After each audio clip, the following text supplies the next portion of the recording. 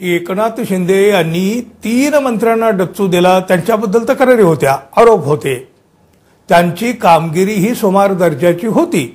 मग एकीकडे लाडक्या बहिणीचे गोडवे गायले जात असताना एका बहिणीचा जीव गेला आणि त्यासाठी ज्याला जबाबदार धरलं गेलं त्यांच्या विरोधात भाजपानं रान पेटवलं, तेच पुन्हा मंत्री बनले कसे?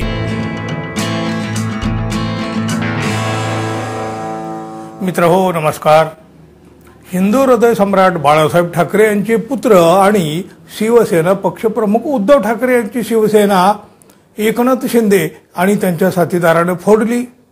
म्हणजे खरं तर एकनाथ शिंदे हे त्या फोडाफोडीचे कॅप्टन राहिलेले आहेत।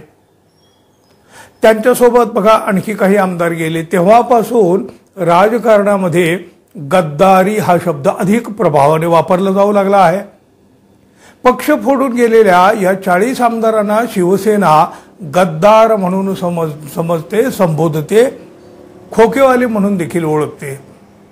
त्यातला म्हणजे एक जरी हा कुठे इकडे तिकडे एखाद्या कार्यक्रमामध्ये दिसला, अगदी लग्न समारंभामध्ये जरी दिसला, तरीही बघा 50 खोके एकदम ओके या घोषणा हमखास ऐकायला मिळतात।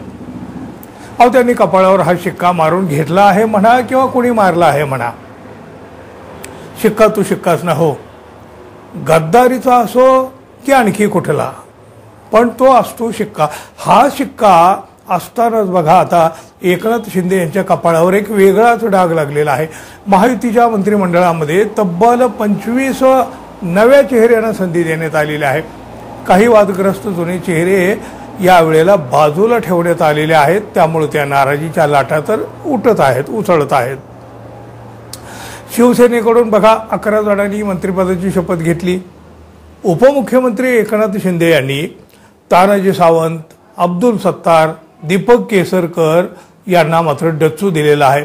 हे तानाजी सावंत, अब्दुल सत्तार यांच्यासह संजय राठोड यांना मात्र पुन्हा मंत्रिपद देऊ नये अशी मागणी भाजपानेही केलेली होती, आग्रहाची त्यांची मागणी होती।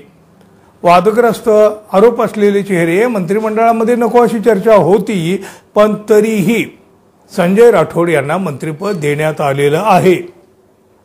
तिघांना डच्चू दिला गेला असला तरी संजय राठोड यांना मात्र मंत्रिपद दिलं गेलं, तेही कॅबिनेट। अहो इथं खरं तर भाजपाची गोची झालेली आहे। हे संजय राठोड पूर्वी बघा उद्धव ठाकरे यांच्या शिवसेनेत होते, त्यांना मंत्रिपदही दिलं गेलं होतं, पण त्यावेळी पूजा चव्हाण आत्महत्येच्या प्रकरणी राठोड यांना आपल्या मंत्रिपदाचा राजीनामा द्यावा लागलेला होता। विशेष म्हणजे बघा या राठोड यांचा राजीनामा घ्यावा म्हणून याच भाजपानं रान पेटवलं होतं, रान। आणि आता काय, फडणवीस यांच्या सरकारमध्ये हे राठोड पुन्हा मंत्री, कॅबिनेट मंत्री बघा, त्यामुळं भाजपाची नाचक्की झालेलीच आहे। पण आता एकनाथ शिंदे यांच्या कपाळावर काळा डाग लावण्याचा प्रयत्न पुणेकरांनी केला आहे। संजय राठोड यांना मंत्रिपद दिलं जाऊ नये अशी मागणी होतच होती, पण त्यांना मंत्रिपद मिळालं। पण त्यानंतर आता पुण्यामध्ये त्यांच्या नावाला विरोध दर्शवण्यात आलेला आहे। राठोडचा डाग शिंदेंच्या कपाळी अशा प्रकारचे मजकूर लिहून कॅबिनेट मंत्री संजय राठोड यांच्या चेहऱ्यावरती क्रॉस फुली मारून पुण्यात निषेधाचे बॅनर लावण्यात आलेले आहेत। लोकभावना आहेत व या लोकभावनाच व्यक्त होऊ लागल्या या बॅनरच्या माध्यमातून। लोकांच्या भावनेला राजकारणात कुणी किंमत देत नाही व अलीकडं लोकशाही मात्र आहे म्हणतात, कुठं आहे त्यांना माहीत। बघा एकीकडं लाडकी बहीण म्हणायचं आणि दुसरीकडं एका निष्पाप महिलेच्या हत्येचा आरोप असणाऱ्या आमदाराला कॅबिनेट मंत्रिपद, अशा प्रकारचा मजकूर या बॅनरवर लिहिण्यात आलेला आहे पुण्यातल्या। आता हे बॅनर कुणी लावलं त्याचं नाव मात्र या बॅनरवरती आलेलं नाही, लिहिलेलं नाही। मात्र महायुती सरकार हाच का तुमचा त्याग असा सवाल विचारत असलेले अशा प्रकारचे हे जे बॅनर आहेत ना, ते पुण्यातल्या रस्त्याच्या मधोमध लावण्यात आलेले आहेत। दरम्यान मित्रपक्षासह शिवसेनेतून देखील त्यांच्या नावाला विरोध होत असताना त्यांना मंत्रिपद दिलं गेलं। राठोड यांना मंत्रिपद दिलं गेलं हे लोकांच्या किती जिव्हारी लागलेलं आहे, लोकांना किती ते आवडलेलं नाही याचं हे एक प्रतिबिंब नव्हे काय?